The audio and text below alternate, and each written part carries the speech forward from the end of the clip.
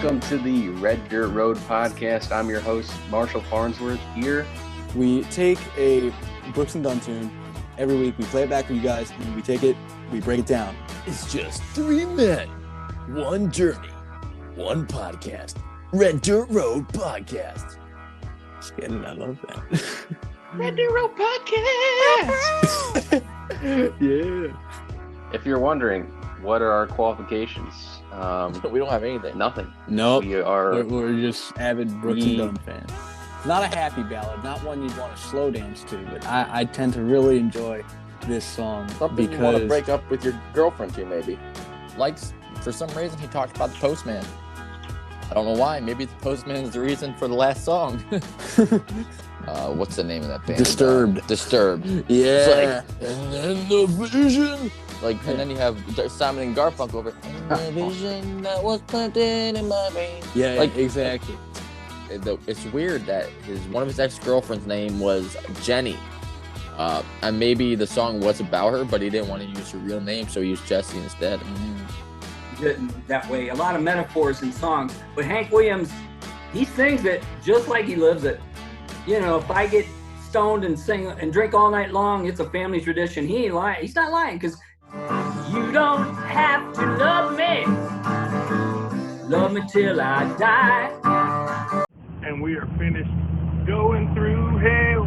Keep on going, don't slow down. If you're scared, don't show it. You might get out, for the devil even knows you're there. Hear that? Oh, anyone named Jackson Willis, anyone that's got their last name first, you got to worry about them. They're way ahead of you, and they're going to get your girl. Thinking back on my late sissy and how she get worked up in a tizzy every time she got a hold of a People magazine.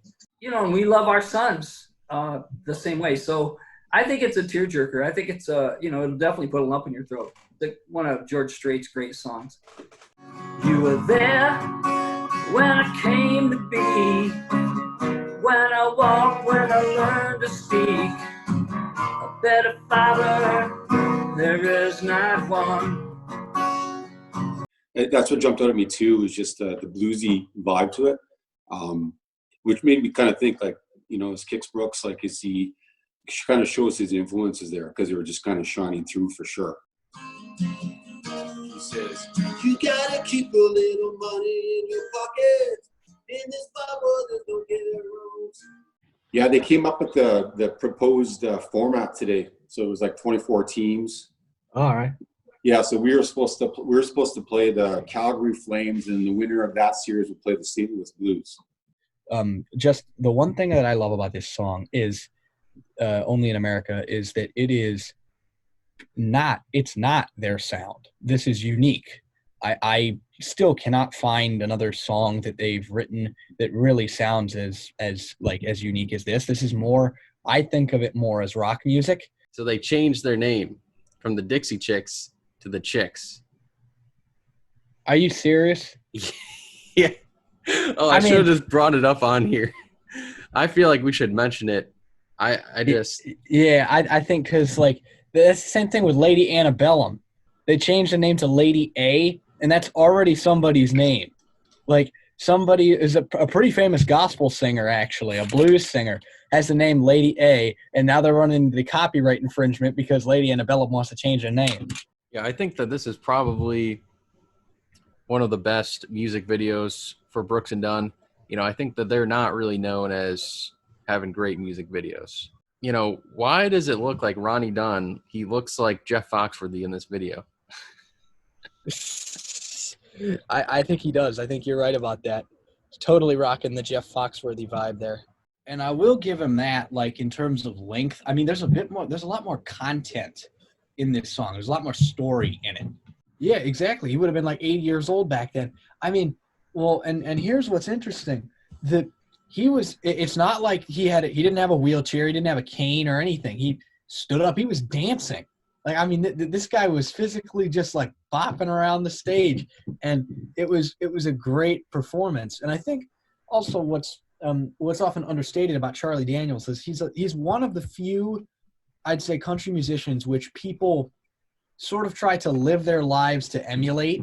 Yeah, I like it. It's actually the first time I listened to it. And it's just a fun up-tempo, traditional sounding country song, and right up Kick Brooks's alley. I mean, just something that I can imagine him singing. I mean, it's just a fun up-tempo song about, like you said, his girl that's faithful to him, and all the guys want her, and she doesn't pay no attention to him. And my pew is a rock where I sit all day long. The sermon's a stream and the birds sing the songs. So I'm just trying to get back into writing and put some songs out there, see what people think of them, and just see what happens. When I moved to Nashville, I wasn't trying to be an artist. I was just trying to be a songwriter. And I would record demos, and usually there would be a singer trying to make it as an artist, and I would get them to record my songs, or they would want to record one of my songs.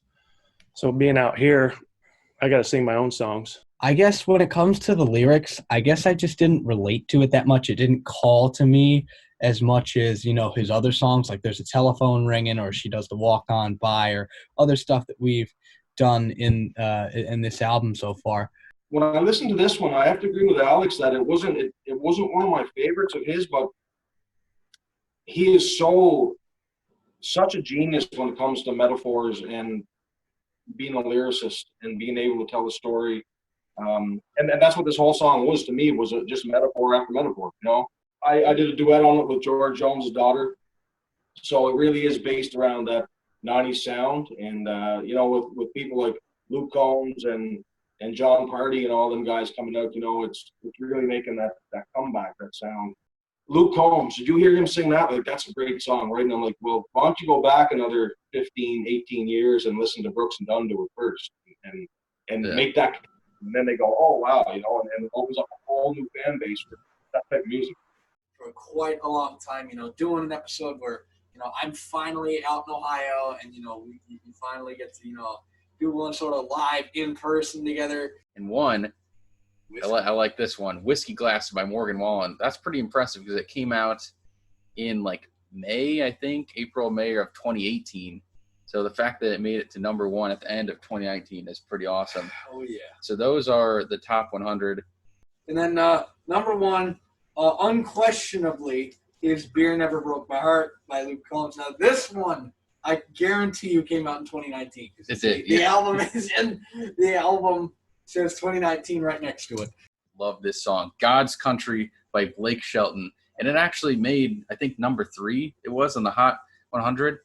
Yeah, I think Alex touched really good on the harmony aspect of it, because that was like the first thing that stood out to me. I thought it was a song by like Alabama or someone like that, because it really sounded like a group of people singing rather than just Kix Brooks in the lead and some other people behind him. Oh, yeah. I think, and that's a very interesting point that you just touched on there, that Alabama sort of vibe, because that's exactly what I was thinking. The farm and the point, where he goes for like his thoughtful spot. He lights a fire and he's sitting there. He's like, this is where all the questions get answered and where all the songs get written. And like, that's awesome that they, were able to show us the place for his inspiration. One of the most successful artists of all time. So yeah, there's a lot of content in it. Definitely recommend it. Hard to take notes on because there's so much stuff in it.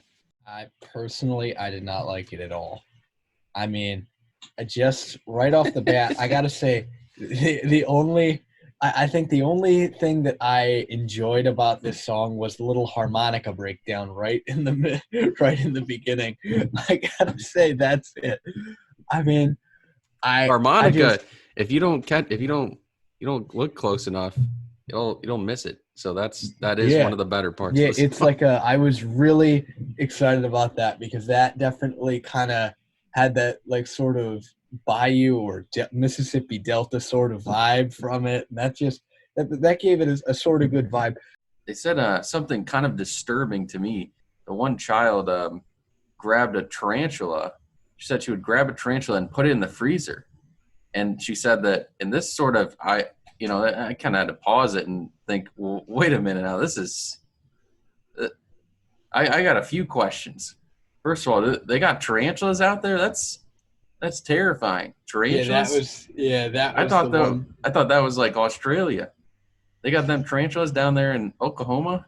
That was my first thought. And then also, like, why are you like a child is picking them up? How are you catching them? You're picking them up. You know, is that I don't know. And then it's like you're putting them in the freezer, and I'm thinking, like, it's falling out, and I'm thinking my next question is, are they dead? Are they crawling out? Are they? I got so many questions, but that was got a bit of love, sort of romantic vibes to it, but it also has a little bit of a darker side because you're talking about the affair. You say like, you're treading on sacred ground. Like, please don't take my significant other, basically. And I happen to really like this song. This version. This was a well done song, comparative to the story of my life and a couple of the other bad ones. This is definitely what hammers home the album. I'm surprised that it's in the middle of the album and not like the ending track. The vibe and like the beat of it really brings people in, because I'm one of those people that if the beat's really good and but the lyrics are like weird, or like I don't listen to like too in depth to the lyrics if the beat and like the rhythm is really good. So I liked the song a lot, and when I was listening to it, I did get some creepy vibes. I thought it was kind of funny. I'll tell you, I got nothing about that. I love the song "Long-Haired Country Boy." It's one of my favorite songs by Charlie Daniels, and especially this version with Kix Brooks. I think really hit the spot there. This was a really good song. But before I get to that, I mean, just trying to break those specific words down. I mean, I have no idea. the lyrics really not much to it. I mean, there's only 2 verses. Really doesn't say a whole lot. I do not think it was a very good song, in my opinion. I mean, I disagree. I disagree in that I think it's a decent song.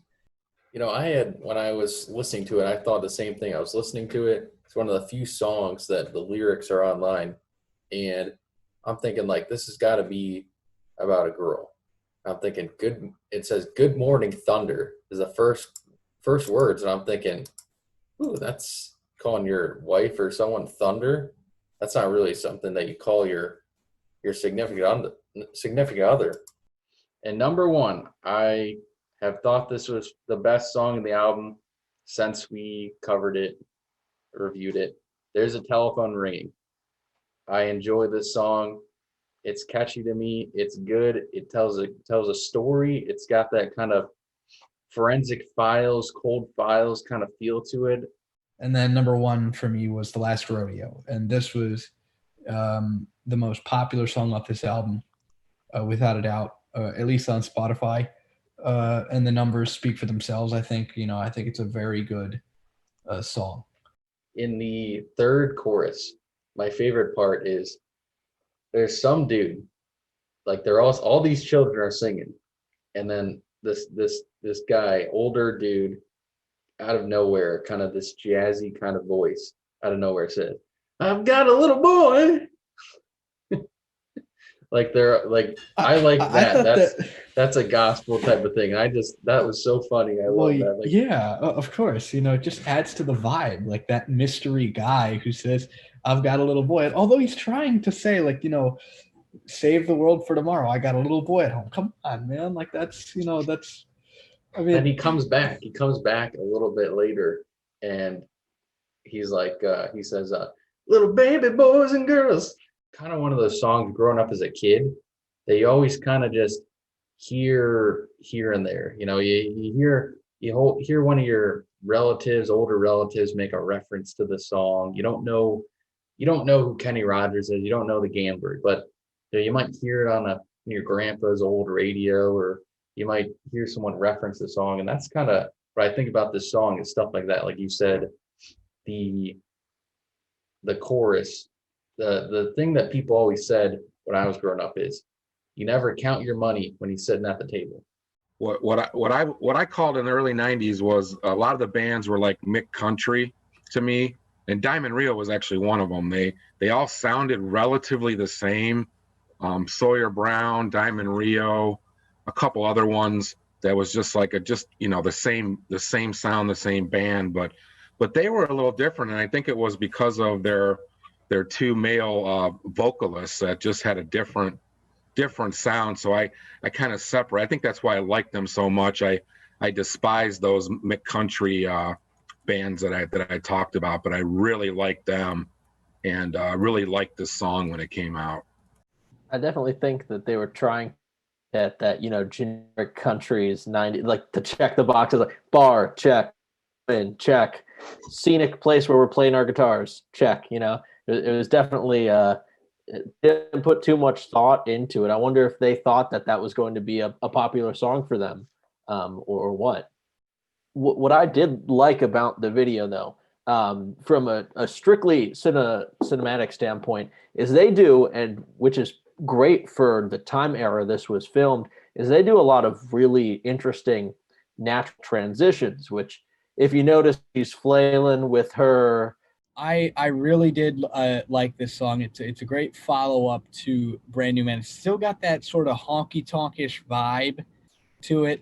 And I love the title of this song, My Next Broken Heart. And I love the way that they play with it here, because that's something that's unusual in my opinion. I've like going out and headed down the road again. I'm working on my next broken heart. Now that is some interesting lyrics in my opinion, because it's like he wants to work on getting his heart broke again. First of all, I have to really commend the Brooks and Dunn for the job that they did filming this this music video. I think this was a lot better. This was definitely a stepping stone up in terms of caliber of cinematography and stuff. The comparative to the last one that we reviewed the Brand New Man music video, and I just remember that being very repetitive. I remember it not having, that much of a flair, and they weren't like the subjects in the music video never really met each other. That like there was no way that you could tell that they were correlated. So you guys got that's just such a cute cat. So this is the official mascot of the Red Dirt Road podcast, and we named it Kix after Kix Brooks. We went through a lot of different names. Bear was one that we were thinking about, my mascot from college, and it's more of a grayish white, so not really looking like a bear. But listening to Brooks and Dunn, I mean, it definitely has the hallmark classic with a Brooks and Dunn flair. Personally, I think in my Christmas song rating, it's probably 8 out of 10, because I just kind of look like, I just go based on does it make me feel good? That's what Christmas songs are supposed. They're supposed to move me. Does it make me feel good? I would, to Alex's point, I probably wouldn't put this thing on repeat, but I would definitely have it in the background if I had a Christmas party going on, because it's a feel good song. It's well played. It's the best version of this particular song that I saw when I was researching this song. That the music video, if you listen to it with the actual song, if you look at the guy who's supposedly strumming the acoustic guitar, it's out of sync with the actual music. So that guy, I honestly, I swear, is pantomiming or something, or he's not I don't know, maybe they just didn't sync it up right or mix it very well, but it looks like the guy is strumming his guitar and there's not a single acoustic guitar sound to be heard when he's strumming his guitar.